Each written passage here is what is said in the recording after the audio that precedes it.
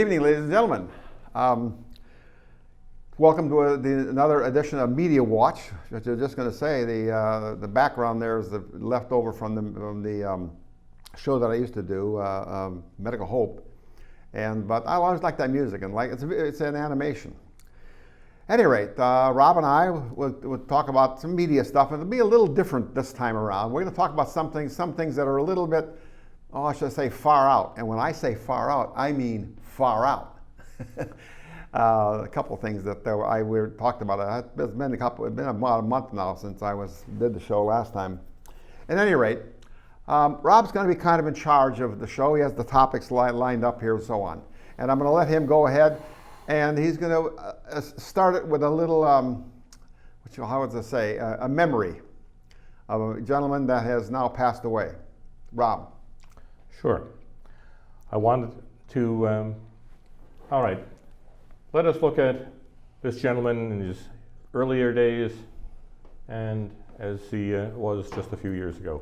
This is a friend, John Macker. I wish I'd been closer. He is as nice a man as they come. And he sustained fatal injuries when hit by a car a few weeks ago, and he died yesterday. I won't go into that in any great detail, between not knowing the details that well and not being able to explain them. But at any rate, the man was a prince. You might actually have seen something or other of his.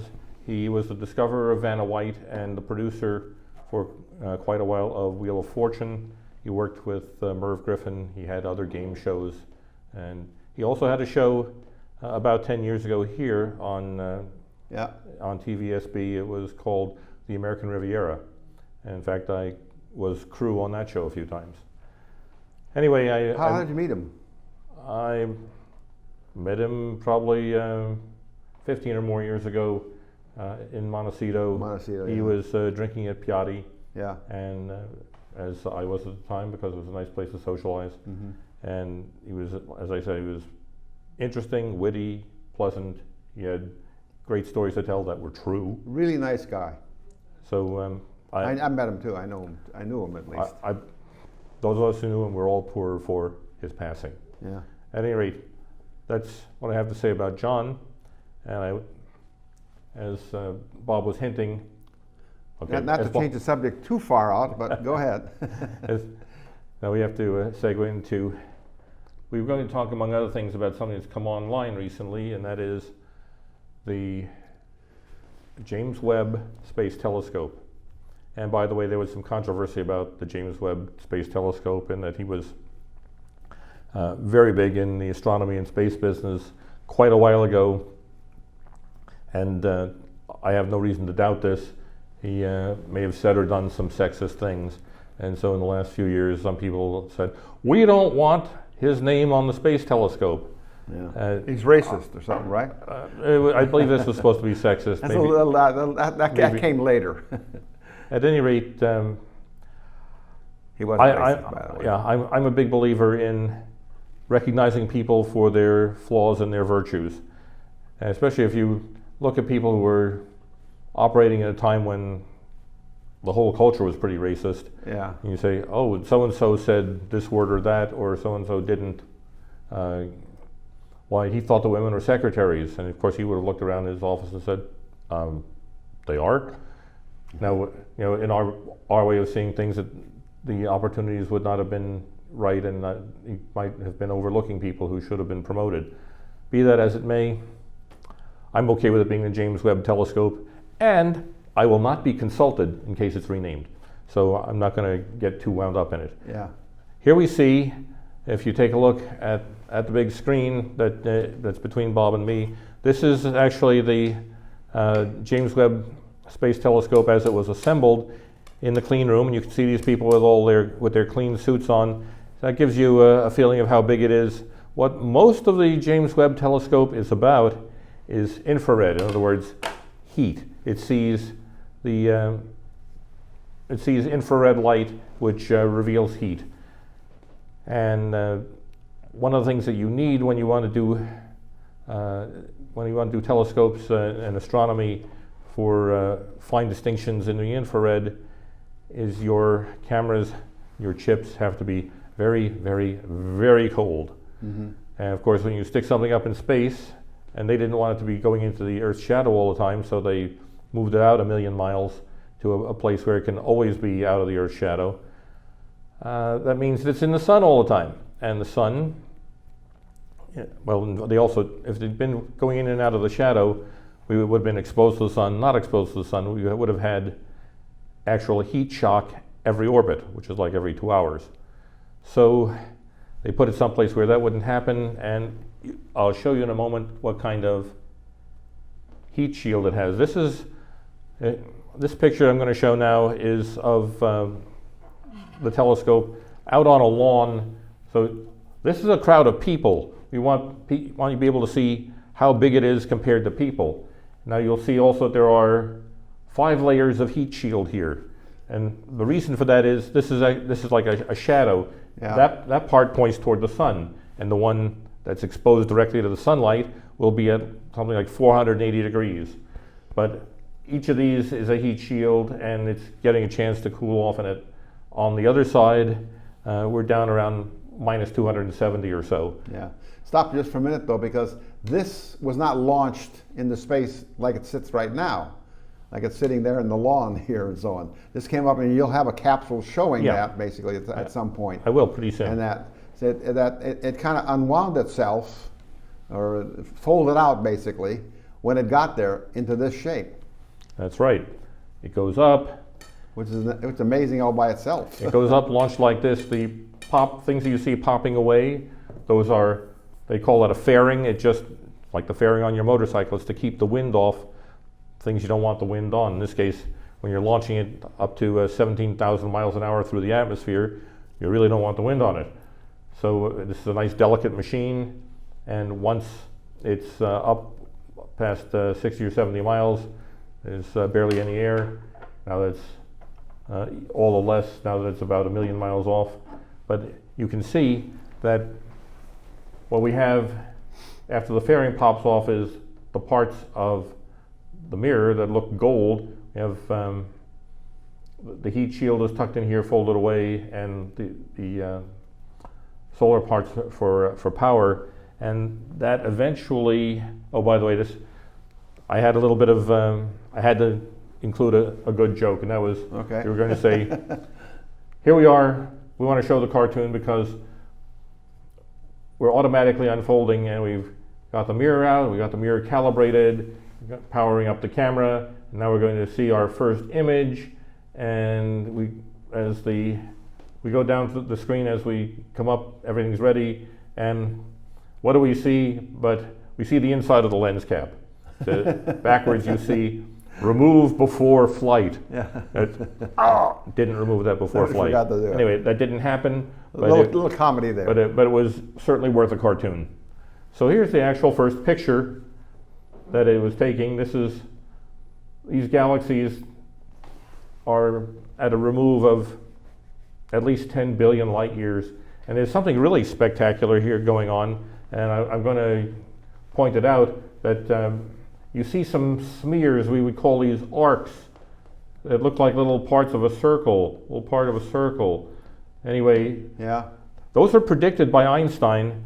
That's actually happening because there's a galaxy somewhere in the foreground that its gravity acts like a lens, and it bends and smears the light. Now this is actually such a cool effect that there have been places in the sky where we figured out which galaxy is doing the lensing, and have actually used it to see galaxies beyond it better.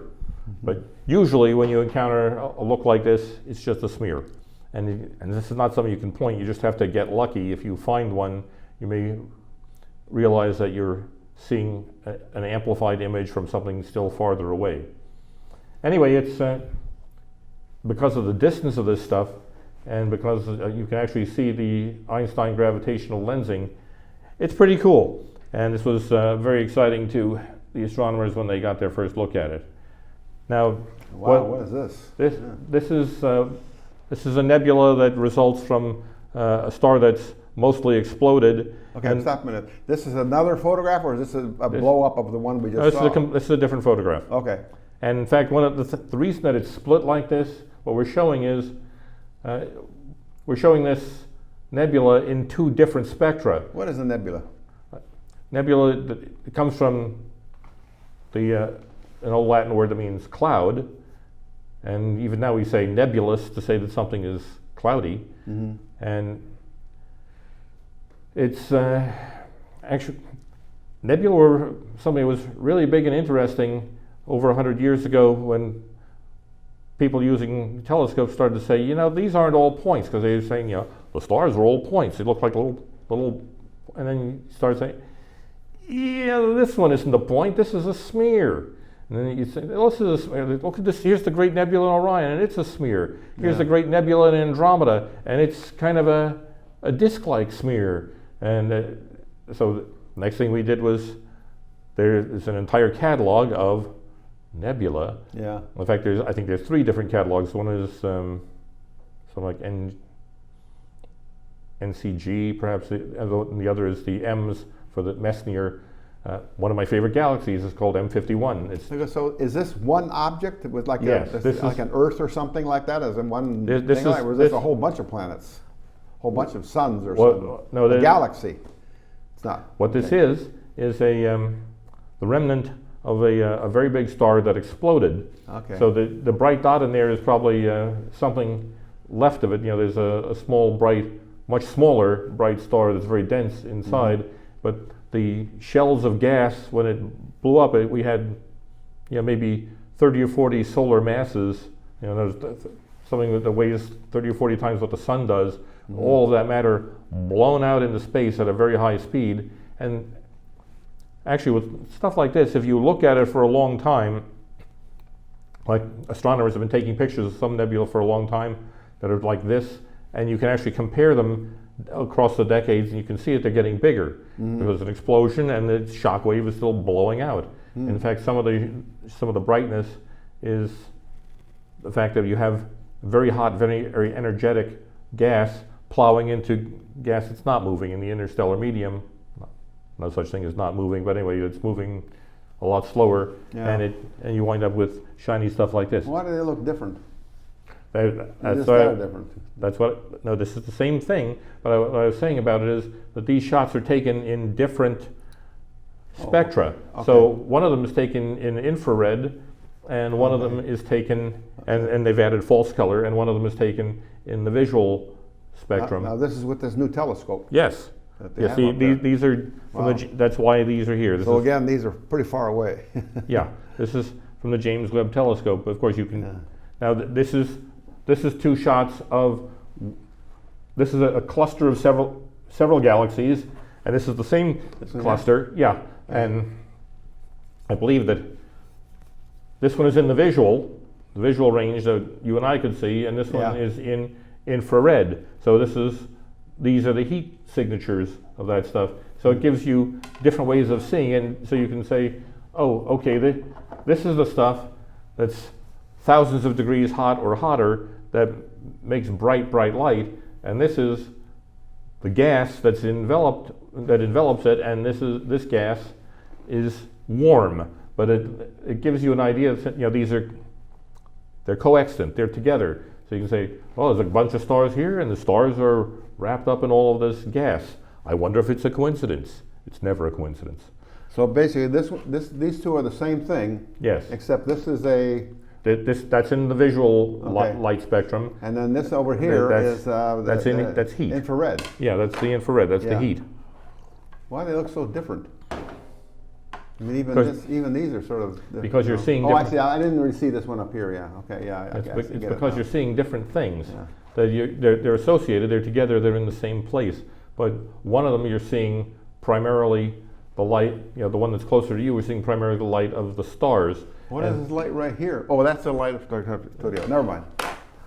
Ah. Little joke there. I'm sorry. Go Okay, ahead. Go so ahead. that makes me Dean Martin and you Jerry Lewis. Got it. Anyway, Let's see if I don't remember now. No, that we're going to leave off for that for the moment, and we'll pick, since there are so many things in the news. But James Webb was very big in the last couple of months, and it's been all over the science media, CNN and everybody else has been splashing it. Specifically, have been splashing these pictures. Yeah, I'm the one that suggested this, by the way, for Rob to do, because he knows a lot about this business and so on. And it was amazing that they have a telescope now that goes. It kind of puts the world in perspective. The little speck that we live on, which is not even a speck basically, and too far away. It's amazing. To me, it's amazing. It sort of puts everything in. We're living here worried about the price of gas and abortions and all kinds of different things and so on. Well, this makes you think a little bit broader, I guess, in a sense. Mankind will never probably get out to these places. You bring up one of my favorite passages from a science fiction set of stories I like that involved the clash of interstellar empires. Yeah. And it was the perspective, there was us and some other slightly humanoid aliens that were battling for spheres of influence over a few hundred light years. And then there were the stars. What they said was the stars cared nothing for which motes of flesh claimed to own them. That's what I always think about it when we were all crawling on in our hands and knees as a prehistoric man and so on. They were able to figure out, they could see things happening on the earth. It rained and they could tell what's going on. But when they looked up in the sky and they saw all these lights up there and so on, that must have been, I don't know, that must have been at the time when people really started, I don't know. Well, they didn't really know what that was. But we know for a fact, because we can see in artifacts that people were tracking some things. They were actually, like it's a piece of like reindeer bone in which someone was recording the phases of the moon. Why, I don't know, but they were recording the phases of the moon. And the thing is, that reindeer bone was carved more than 40,000 years ago. Yeah. So people were looking at the sky and trying to decide what it meant to them for a long time. Yeah. And of course, when you see the stars go around, the stars go, but we distinguish what the planets were right away. They were brighter, and with respect to the stars that we saw go around again and again, they weren't in the same place every time. Yeah. So that just the fact that they used the stars for navigation when they went this is of course just a few hundred years ago. They used the stars for navigation to see where they were. Exactly, and because the stars basically did the same thing all the time, right? That makes them good for navigation. But that makes you wonder. You say, okay, maybe that planet isn't good for navigation, but why is it wandering? What does it mean? That's why they would assume that they were gods or something else important. And scientists, that's what they're trying to figure out. Like what I do in the Medical Hope Show, it's kind of constantly, and I keep reading on it all the time, and constantly it's a matter of how can they figure all this stuff out? It's not chaos, but it's very chaotic. But they fill in the little pieces of it and so on. And they always say in science, you answer one question and 400 more questions come up because you answered that question that way. Just how it was happening. The same was true, I'm sure, with this science and so on. Yeah, I'm going to be moving on. And who's this gentleman here?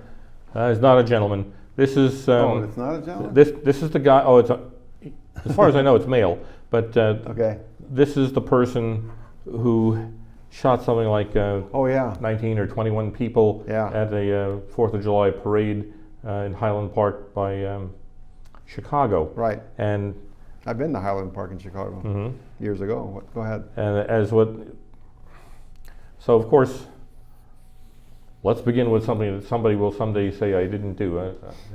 I'm going to say, shooting is horrible. Shooting people is horrible. Shooting people who aren't coming at you and trying to kill you, especially horrible. Especially 5-year-old kids. Yeah. 8-year-old children. And I don't even know what this, for all I know, he may have a manifesto or a motive. Yeah. I don't really care what his motive is. I just wish that he would have been stopped long before. Yeah. But at any rate, I'm seeing here, first of all, this is a man who doesn't strike you as particularly masculine. He's scrawny. He's got the same crazy eyes as just about every multiple assassin that we've seen ever since I started seeing their pictures. They got the crazy eyes. I don't know why that is. Maybe some psychologists could tell us. But anyway, there's that shot of him, and there are these from his social media. Yeah. And Well, a lot of people like that, and they're perfectly harmless, basically. I don't. After all, you're right. We've probably seen. I'm questioning. I'm just saying that it's what you're saying is that. Well, what I'm saying is that you can't tell, but just because you see a guy like this walking in the streets with yellow hair and orange hair and green hair and so on and so forth, you can't assume he's a danger to like I guess since you introduced the subject, we can talk about that.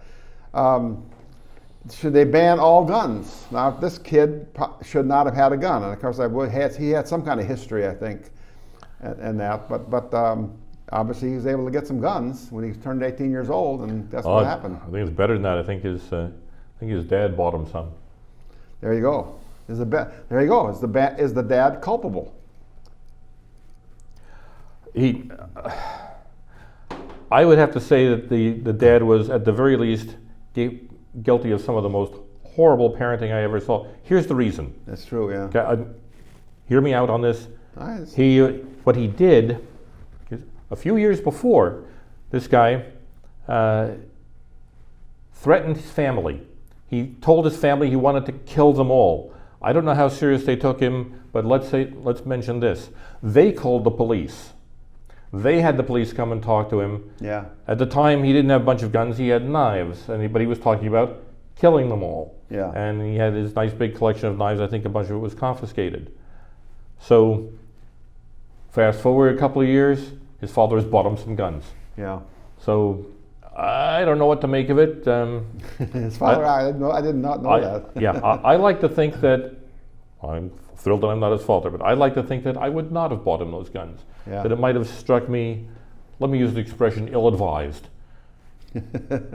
Now, To say the least. one of the things that also went on right after this, and the news referred to his weapon as AR-15-like. Yeah. To me, all that means is that it has a sort of military look. It's semi-automatic, like most non-revolvers. Yeah. And that it was a long gun. You got to pull the trigger each time to shoot. Yes, you have to pull the trigger each time because it doesn't fire itself. Yeah. When they say semi-automatic, they mean it's an auto loader. So you fire, and if there's anything left in the magazine, it will put another in the chamber, but it doesn't fire until you squeeze it. Yeah. And of course, that's to be distinguished from. You can get a lot of shots off real quick, that's for sure. You can. Yeah. But it's to be distinguished from full auto. People say an automatic weapon, they're really talking about a full auto, which is an auto loader and an auto firer. So let's throw that back at you, and in this one, later, it was a few weeks later or something, a few days later, a guy was in a mall or someplace, no, it was some kind of parade or something, and forgotten was where and so on, and all of a sudden this guy pulls out some guns and starts shooting people. It was at a store of some he killed at kind. least 3. Yeah, he got 3 but he was stopped by a guy who was not supposed to have a gun. He illegally he was carrying a weapon, but where he was with it, the mall or whatever had restricted people from maybe having guns there. Mm-hmm. Luckily, he did because he shot the guy and killed him. Well, that's the other side of that coin. All right, I'm going to bring up this figure again that we've done the numbers to say, when a mass shooter is stopped by the police, what is the average number of victims? Yeah. The answer is The answer is 19. Yeah. There are an average of 19 dead. When a mass shooter is stopped by an armed citizen who happens to be present. Listen to this very closely, people. Go ahead. When the mass shooter is stopped by an armed citizen who happens to be present, the average number of victims is 2. 2, yeah. So 19 versus 2. I, of course, wanted no casualties. No casualties is lovely. Since that wasn't an option, I like the smaller number. Let's say I hate the smaller number less than I hate the bigger number. Yeah. So, there's some point, well, obviously a point to that. So, but that's my point is maybe that teacher in that classroom should have had a gun in her desk. Or there was another teacher there too, had been armed and so on. He could have stopped, including himself, shooting the guy shooting 21 kids. Yeah. Yeah, I don't have any one-size-fits-all solution. Neither do I. I mean, but there's some kind of people want to get rid of guns completely in the whole country and so on. Screw the Second Amendment. That doesn't work and so on. But these kind of people, they get this. In this case, his dad bought the guns for him.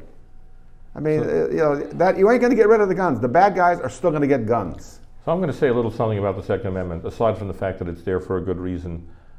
If there was no Second Amendment,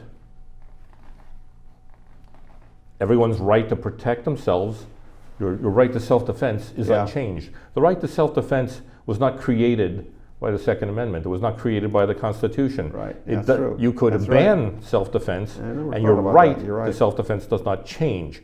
All it changes is whether your government respects it or not. Yeah. Whether they will back you up when you do what you should, or what you need to, when you protect yourself and other people who aren't causing any trouble. So, and if you have a right to do something like defend yourself, as far as I'm concerned, you have a right to use a tool to do that. Yeah. A handgun is a great tool to defend your life.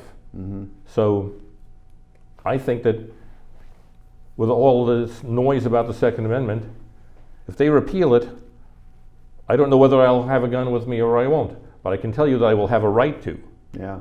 And everyone else will too. I can drop dead and this doesn't have to be about me. Everyone has a right to defend themselves and always will. Yeah, right. And the easiest way to do that is to have a handgun and have it on you if situations like that happen and so on. Yeah. And there probably will be some incidents and accidents and things like that would get killed, but 21 kids shot in a school in Texas, that must be something to think. You have to think about that. If the teacher had a gun, there wouldn't be that kind of death. Hey, and it wouldn't be. And by the way, I think they did shoot that guy.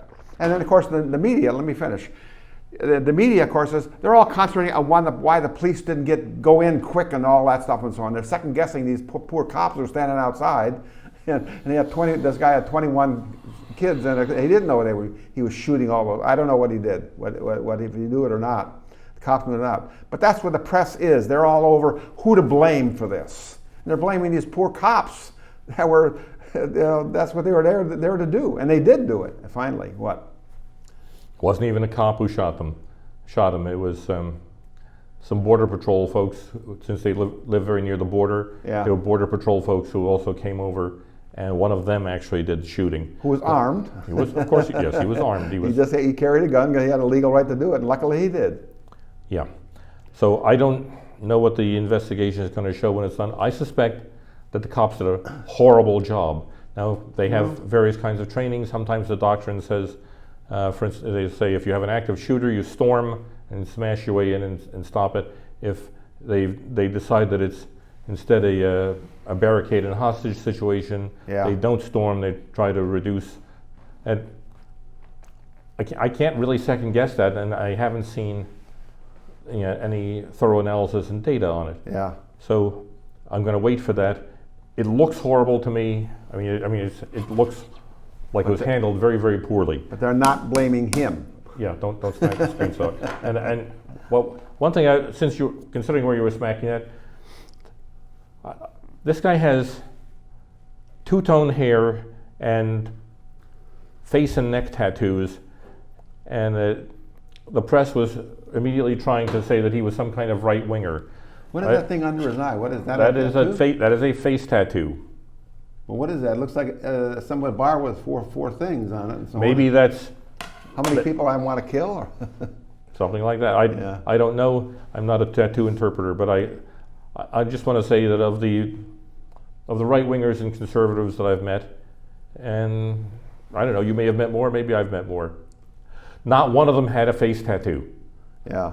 It's like there's people you meet and people you don't.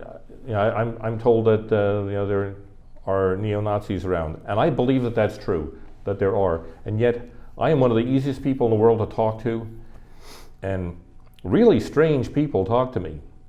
I have yet to meet. I've always been you talk to them first, so you sometimes. I try to stay away from people in general, basically, but you never know what they are. But my point is, strange ideas people have. If there's there can't be a lot of neo-Nazis because I'm pretty sure they would have talked to me by now. Well, Not that I'm looking for them, but I'm saying I have met people of most unusual descriptions, Yeah. and yet not these. So I'm figuring the numbers are probably pretty small. Same Yeah. as when it comes to white supremacists. If white supremacy is believing that white people are better and should rule society and so forth. I mean, I know a lot of people. I know a lot of conservatives. They don't think that. So I keep thinking, I'm not saying there are no white supremacists. I assume that there must be. Where are they? yeah, right. I mean, there's we got something to go with that. I just wanted to mention this is media. I don't think I have a picture for it, but Leave this one up. all right. But there's a fellow named Charlie Kirk runs a group that's basically it's about conservative students. They call their group something like Turning Point USA. They were having a conference with a bunch of students. Not sure where this was. I think it might have been Florida. At any rate, a bunch of people who at least presented as neo-Nazis and were outside waving flags that had swastikas on them Yeah, showed up, and they were making noise and they wanted to come in. At any rate, the Turning Point USA, conservative students, they don't want to have anything to do with Nazis, and they sent some people out to tell them, get out of here. You don't represent us. You don't represent anything that we like. We don't want you around. Get the heck out of here. Mhm. It was because they were doing their conference in a private property. They could only exclude them for the part that they were renting. They couldn't have them thrown out. But there's a Gabfest show called The View. I Yeah, think that's right, yeah. used to have Barbara Walters on it. Has Whoopi Goldberg Yeah. and Joy Behar on it. And because Turning Point USA was inside, and here are these Nazis trying to bother them outside, they decided to conflate it and say that the Turning Point USA people were associated with or friendly with or affiliated with the neo-Nazis Nazis that they were outside. trying to tell them to get the hell out of here. yeah, right. So in fact, I think Turning Point, basically they sued with a cease and desist order telling them, you guys can't impute that to us, and we're, Yeah, at any rate, I believe The View has actually issued a formal apology today. yeah. I think I did But read about that. They were sort of, but that's what they do. They try to. It's it's all that the media is today, and that's kind of what the point of the show is. So all the media is today is their opinions. You don't really get the Walter Cronkites of the world are long since gone. Just read the news essentially, and so on. Now they always and it works both ways, both the Fox News and CNN, although Fox News was much more watched, by the way, than CNN and MSNBC combined.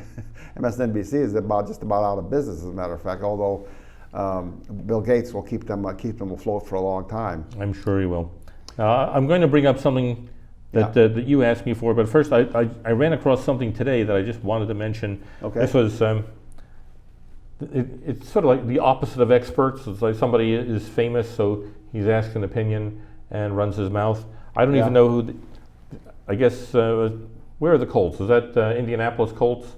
It's Yeah, right. I guess right. it's a football team. Right, yeah. They have a general manager. Someone said, I don't know, they probably sprung a question on him, and he found out that 18-year-olds in some states can buy rifles. So he expressed, this is the beauty of it, is how much ignorance he managed to pack into just a few words. Said that he was stunned that 18-year-olds can buy AK-15 automatic weapons. So he's conflating the AR-15, a semi-automatic rifle Yeah. with a military appearance, with the AK-47, which was originally a Russian design from 1947, which was an actual assault weapon, full auto. Yeah. And in fact, Kalashnikov, he's the K in AK. Kalashnikov was made a hero of the Soviet Union for Yeah, right, his because he contribution invented the to thing that and so design. on. And Still around. it's enduring, of course, and some were sold in the United States. And I'll just mention to you that none of them sold in the United States were full auto. That couldn't be sold here, so there was essentially an AK-47 with the full auto feature disabled and removed. Yeah. So Well, But at any that- rate, the you thing know. is, he's conflated the two and called an automatic weapon when, yes, it is possible to buy an automatic weapon. For instance, what if you make movies and your movies involve machine gun fire? Right. Then you have an armorer and a license, and typically you're not allowed to have live ammo for it. Yeah, But at any rate, that can be done. In fact, to some degree, the whether you can have a full automatic weapon or not varies by state. yeah, Most states, the answer is no, and whether it's yes or it's no, or somewhere in between, in getting the opportunity to own one, you essentially give up your Fourth Amendment protections against search and seizure. You say, I have this. What do you know? They can search your house anytime. Yeah. And besides, oh, really? just think of it. There are very, very few machine guns around. If a crime was committed with a machine gun, and you own one, and you live within 200 miles, they'll be knocking on your door. Knock on your door, right? And as far as I'm concerned, full auto is just a way to get rid of a lot of very expensive ammunition that's very heavy to carry around without having a very good effect. Right, yeah. Because if it's bang and aim and bang, it's one. If it's all over the place, you may lose an entire magazine in a second or so, and and hit very little. Yeah. Well, it's again, the whole gun thing is it's hard to put your finger on. We are a nation that was founded essentially using guns and that. That's the only revolution of the four revolutions: American, French, Mexican, and Russian. We're the only one that actually revolted against not another power, but certainly people that the British, the king, and so on. Whereas in the other ones, they were revolt was right inside. But my point I'm trying to make is that guns were prevalent in revolutionary times. Everybody owned. There weren't soldiers, but everybody owned a gun, Yeah, it was pretty common, and in a fact, musket. yeah, and at the time of the revolution, the newfangled cutting-edge weapon technology was the rifle. Yeah. Because the rifle was more accurate than a musket. Yeah. So This was And- revolutionary times? yes, All right, I the didn't know rifled barrels were just being introduced. Yeah. Lots of people who had guns didn't have a rifled barrel, Yeah. and by the way, it was a lot more expensive. But people who wanted to hit what they were shooting at, a lot of them Yeah. went ahead and spent the extra money. Yeah, and I did not know that. And had the They didn't more, have to do the. oh, they still had they still had to do all of that. Yeah, okay. They But yeah, we more didn't- accurate, yeah. No, but we didn't have the beautiful self-contained cartridges. We didn't. I mean, they were still flintlocks. They were, they were, in other words, they were still something that where there was a pan with powder and there was one shot each time. And you had to ram it down. Yeah, with a right. All of that was, but with the rifled barrel, they now got a longer, straighter shot. So all I'm saying about it is that people actually found this sufficiently motivating Yeah. that they spent the extra money and bought them when they could. Anyway, I think it's a subject that we'll talk about for a long time. I don't think the Fourth Amendment's going to go away. It will not be taken down. At any rate, or even Right. adjusted and so on. It's like a lot. The Constitution in the amendments is pretty much. Well, I would like to say well, it might be an amendment, say the 4,922 amendment to the Constitution. What? There's not 4,000 amendments to the Constitution. No, there are only what? 27. Over 30 or something like that, and so 27. on. 27, and 10 of them were right there. That's the Bill of Rights, and so on. So that ain't going to change. It's like the same Electoral College and all that sort of thing. At any rate, it's a subject we can talk about for forever. But like I say, it's on the one hand, maybe everybody should be carrying a gun.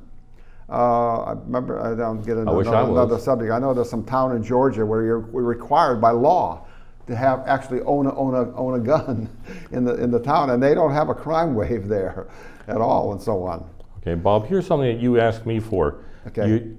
That's Yeah, I want to talk about that. missile system. Yeah, right. So Let me introduce it. please do.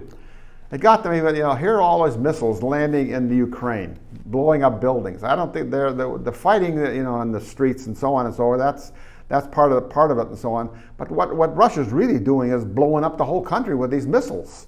They did schools and gyms and markets and all kinds of different places and so on, just blowing them all up. Can't those things be shot down? Well, as it turned out, they can be, except the Ukrainians don't have those. Well, they're getting them and so on. And this thing that we talked about today, they have to be trained. The people have to be trained to use these things. And this, by the way, this one right here, the what is it? The HIMARS is let's see, high mobility, that's because it's on a truck, high mobility artillery rocket system. And as you can see, that's a six-pack that carries six rockets there. And it's very mobile, obviously. It's not a truck, so you use it, but this has a 50-mile range. The Russians only have a 30. The ones they're even using are only 35 miles. And it's old hardware even, in fact. Okay, well, you asked about it, and I looked it up, and it's made by Lockheed Martin. Yeah. And it is, I have some paragraphs of stuff that I may just read aloud, or I might just tell you what's in them. But at any rate, let's summarize. Let's first of all, let's look at it. This is what it looks like when they're firing. Yeah. But now these are not anti-missiles. Now you're talking about shooting missiles down. These are not those. Yeah, I was mistaken about that. Yeah, but and for all I know, maybe we ship Patriot missiles. They could I hit don't know. a missile site though. I haven't heard. Yeah, you can do that. One of the things that I saw in the literature. This is what Lockheed Martin sells these, and they would like you to buy plenty. And one of the things that they mention is you can fire and you can move right along. So the point of that is, let's say your opponent they're tracking your missile. And they say, look, that missile came from there. That's where we have a problem. Well, you may have fired it from there, but you can fire up the truck and drive away from that spot right away. Right away, So if somebody wants to shoot back at where the missile came from, that's not where you are. I read that they've lost 3,000. The Russians lost 3,000 tanks, and that was the other two shoulder deals. What was that? The Javelin and the other one. Oh gosh, there's two of them. Two of them. The United States. The Javelin's an anti-ship missile. As I suggested to you, they have to be trained to use these things, right? Yeah. Well, where would they do the training? And the people that are doing the training. American soldiers, American military people, and so on, have to go to Ukraine and do it. So that may not be the case. It may very well be that somewhere out in the desert, out in Nevada, somewhere, and so on, they have the training camp. Ukrainians are flown from Ukraine directly to the site, their air base, or whatever they're using, and so on, and they're trained there to use these things. And of course, they've already been shipped to Ukraine anyway, so they can use them over there. You might very well hear about this one day. Mark my words. You might just hear about it one day that we trained a bunch of Ukrainians to use these things. That this is the Russians are up against it. The whole idea of the Russians that all they've done is shown how easy that would be to if these Ukrainians can stop them with the might of the United States military and so on, and all the other in NATO and all that. The Russians would really be up against it, I think. Well, NATO could want to invade Finland. Put it that way. NATO could roll right over them. It looks like. Yeah. But let us remind ourselves that Russia is a nuclear-armed power, and after all, it's one of the reasons that they wanted to be nuclear-armed was they didn't want to be bullied by us, and they like being able to bully someone else. So, at any rate, it would give me pause. I personally will not be invading Russia anytime soon, especially not in the winter. Right. Yeah. Right. That's been tried by a few guys, Napoleon, and Germany, and Hitler, and so on. It didn't quite work out the way they thought it was going to work out. Yeah. You have to be pretty drunk before you say, "I can lick Russia in the winter." Yeah. Really? It didn't work out for sure, boy. But I mean, that's the idea that they have this equipment.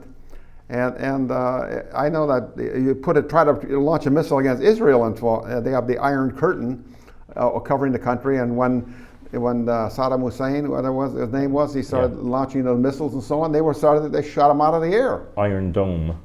And the other thing about the nuclear stuff and so on, no, he's never going to launch any nuclear missiles, because the minute he does, he'll realize he made a big mistake within 30 minutes.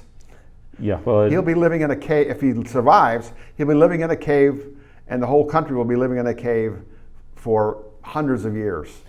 So the missile system that we've shown there, as I looked up on Lockheed Martin's site, Yeah. I see, you Okay. can see at the bottom, I've just underlined things I wanted to say. One of them is, that is transportable in a C-130 cargo jet. Probably it's not a jet actually, those are prop planes. Yeah. And it's because it's to get them into smaller airports. I've flown in C-141s, and then C-5s are even bigger, and you need a really big runway for that. C-130s are, they can be slow, maneuverable. They can get into small airports, Yeah. and there's also a C-130 gunship where they've just turned it into basically a mobile battle tank. Anyway, they can get that into all kinds of small airports. Let's see what else we want. Apparently there was a larger system, and it weighed at least twice as much, and they designed this thing that we're shipping to fire all of the munitions that the other one can. And as I was mentioning here down here in the low. You really can't read that. Yeah, I'll just supplying some of it. Okay. That they can, as it mentions at the bottom there, they can launch and move away at high speed, which they would very much like to do. That's they're you got to move it. You got to get a horse to move the darn thing. It's all right. So it's operated by a crew of 3 or less, and they can load the targets into their computer, and it'll select the target, fire, and they can go up to 6 of them, and they can aim to the next target in just 16 seconds. So you can see that in a minute and a half, they could have fired all 6 and driven away. Yeah, and these missiles or the shell can land at the exact spot you want it to land on, right? Yeah, Guidance. It's got GPS. And it's a pretty great guide. A bunch of things landing in a farm field someplace. Now I didn't show you this, but you might like to see it. This is a promotional of what it looks like when this thing. Yeah. It comes up from. There's 6 of those in each. And it comes up and fires. Like the 6-shooter. Yeah. Anyway, Except bigger. It's a nifty little object, Yeah. and that's all we're going to do from that for the moment.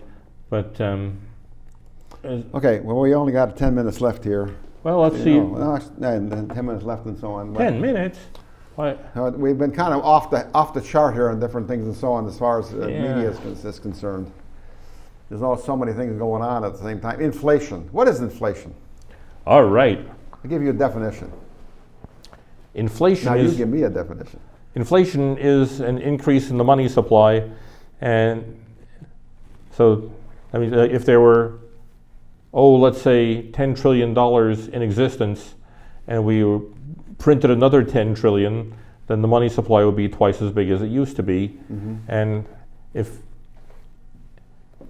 people understand the concept of supply and demand, you can think of it as, let's say everybody here wants a car, and cars are $30,000. Mm-hmm. Except somebody comes by, a billionaire comes by, and he gives everybody in town an additional $300,000 or $400,000.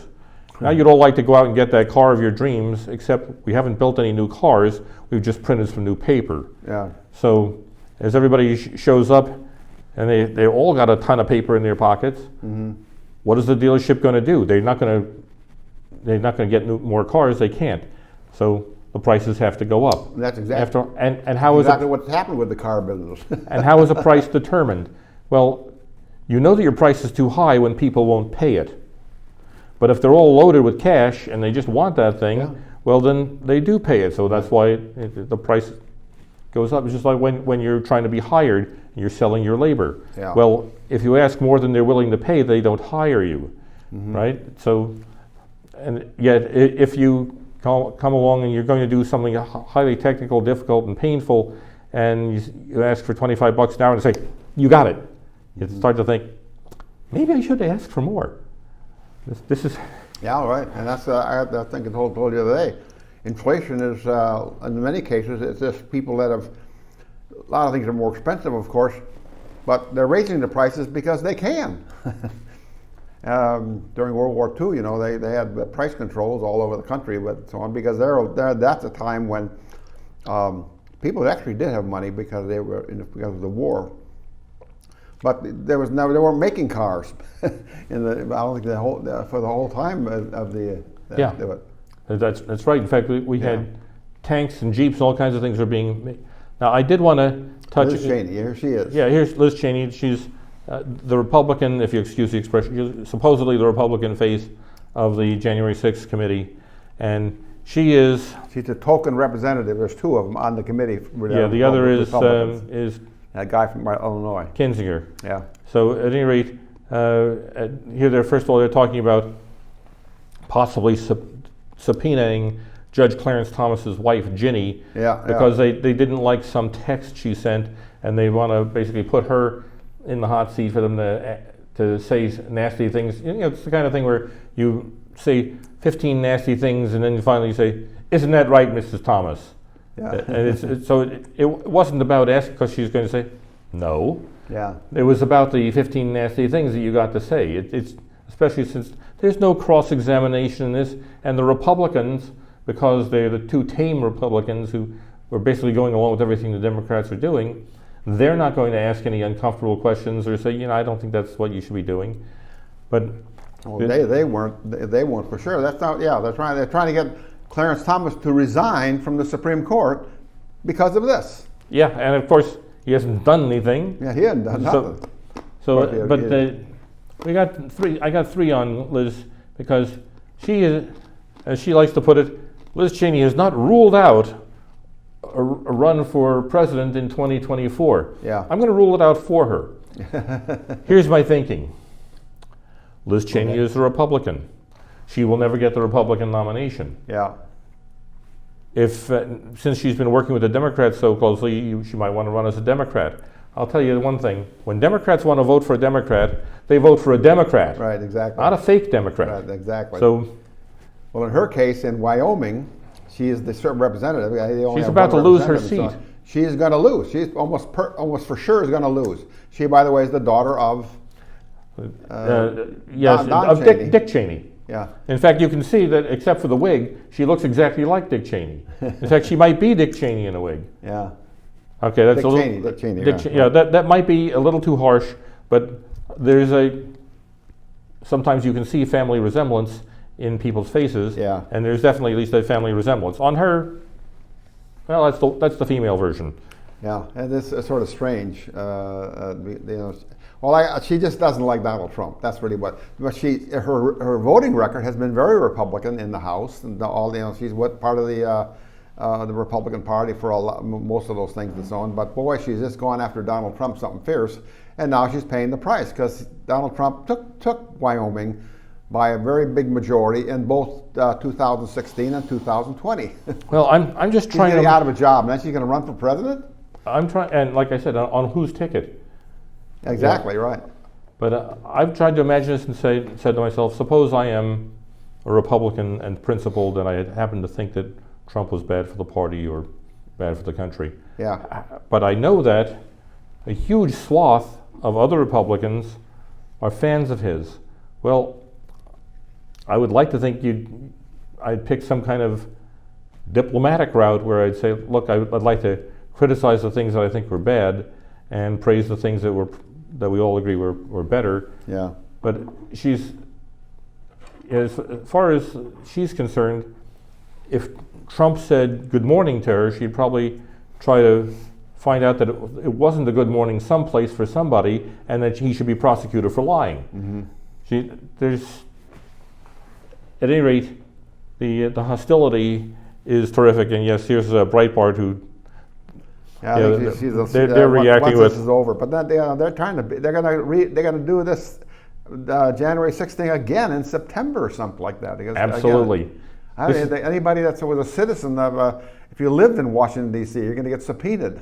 But one thing you can see here, this is a media analysis Yeah. of what's going on here, especially since they engaged an actual television producer to produce the hearings for them. Exactly right. Yeah. That this isn't trying to get to the bottom of anything. Everything is timed so that the hearings will be occurring to counter anything that might be going on with the Republicans for various elections. Yeah. So it's timed for the election cycle. If they had wanted, with all of their resources, if they had wanted to get to the bottom of anything, they could have done so in 2 months, not 6 months. Yeah. And now they're going to close up shop for a while and open it up in time for the November election. So they're not getting to the bottom of anything because politicians, and I'll go for the Republicans as well, but politicians do not solve your problems, ever. No, they that's not solve their problem. Their problem is getting reelected. Their problem is raising money. Right. They're solving their problem, not yours. And it's not, it's not even that. All they're trying to do again is like what they did with Robert Mueller and all that time. They're trying to discredit. They want to prosecute Donald Trump.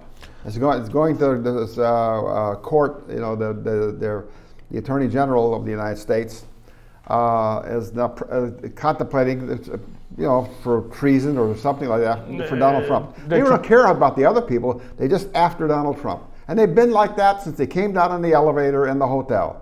They want to impeach him then. He wasn't even elected yet, and so on. And of course, and Maxine Waters, of course. Maxine Waters was yelling impeachment the day after the election in the day 2016. He won. It's like next morning. You don't hear about much about her anymore. Yeah, she's still flapping her gums. Yeah.